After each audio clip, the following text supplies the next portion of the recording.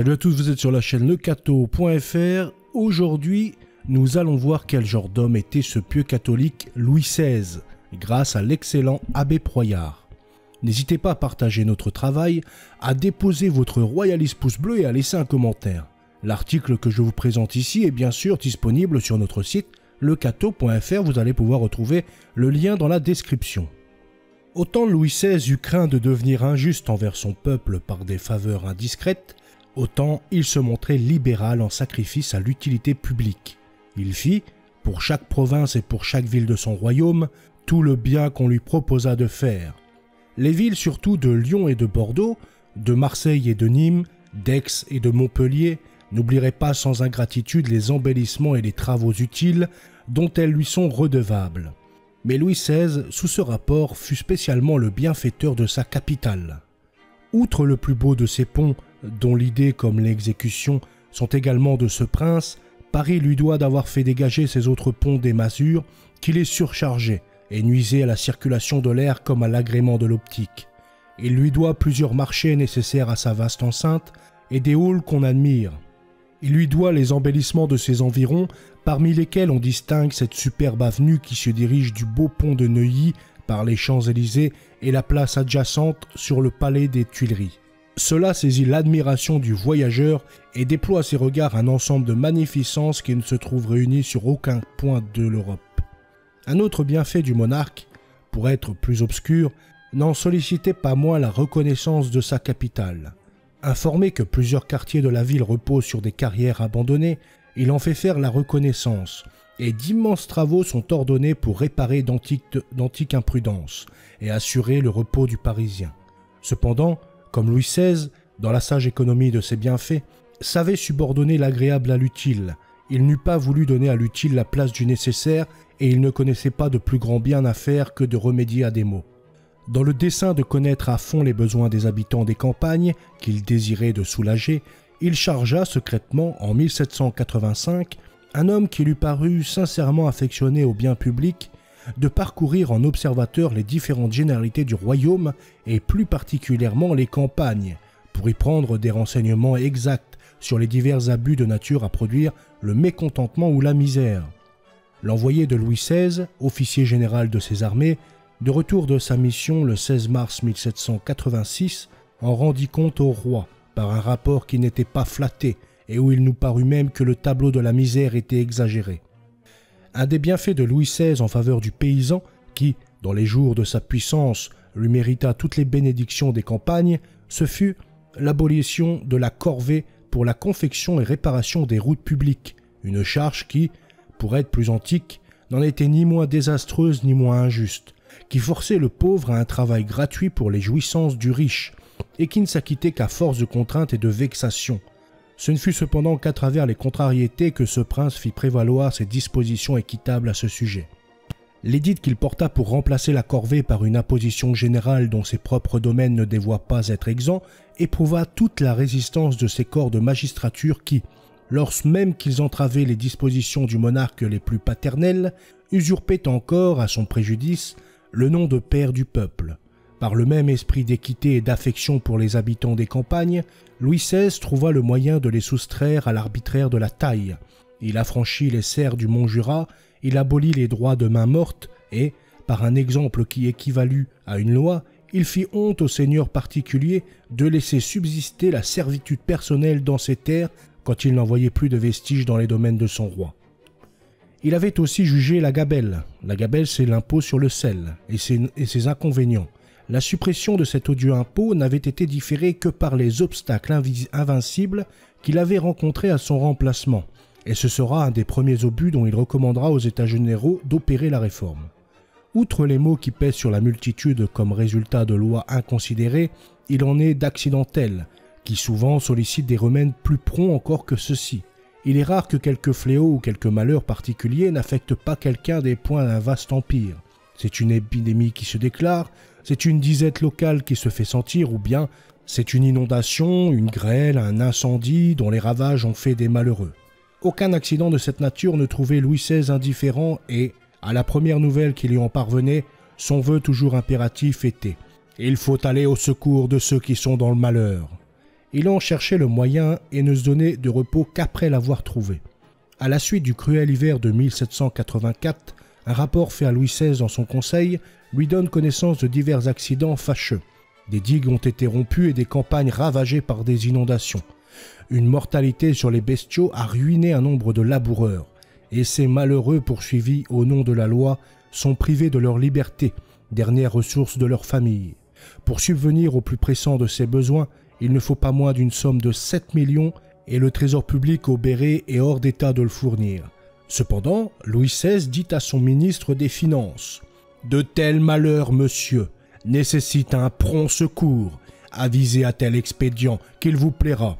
Retranchez sur moi, retranchez sur la reine, mais il faut que ce nécessaire se trouve. » Le ministre, opérant conformément aux ordres du roi, vient au bout de quelques jours lui présenter un tableau des ressources qui pouvaient procurer la somme.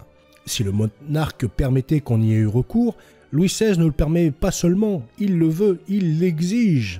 Et des privations personnelles, devenues le soulagement de la classe malheureuse, font sa plus douce jouissance.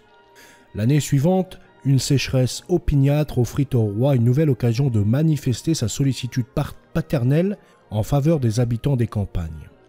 Touché de l'extrême embarras où les jette la disette et la cherté des fourrages, il fait décider dans son conseil que tout ce qui s'en trouve en réserve dans les magasins du royaume sera vendu au prix d'achat, qu'il sera publié une instruction sur la manière de convertir les jachères en prairies momentanées et de cultiver des plantes utiles à la nourriture des bestiaux, dont les graines seront distribuées gratuitement aux pauvres. Et, pour la ressource du moment, ce prince autorise indistinctement les habitants des campagnes à conduire leurs troupeaux dans les bois et les forêts de ces domaines, à en couper l'herbe et en émonder les arbres dont les feuillages peuvent servir de pâture aux bestiaux.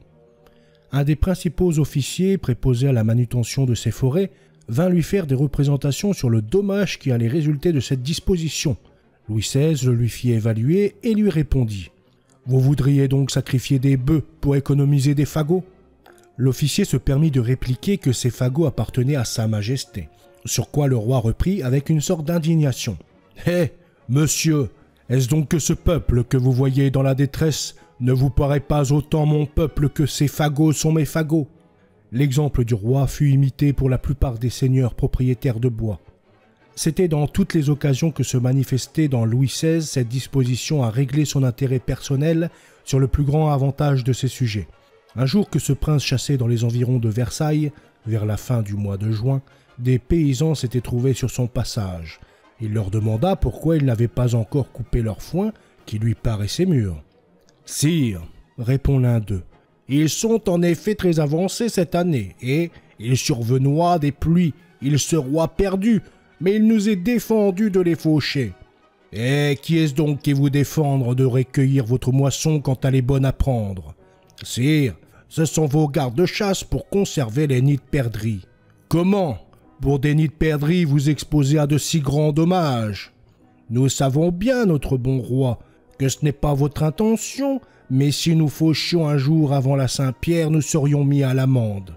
Eh bien, je vous permets, moi, je vous ordonne même de faucher dès aujourd'hui, et vous direz à ceux qui vous demanderont l'amende que je me suis chargé de la leur payer pour vous. » Un autre jour, le monarque, qu'une promenade de 4 à 5 lieues à pied n'effrayait pas pendant la saison rigoureuse, rencontra près de Saint-Germain-en-Laye une troupe de paysans, hommes et femmes qui le reconnurent, quoiqu'il fût sans suite, et se mirent à crier « Vive le roi, vive notre bon roi !»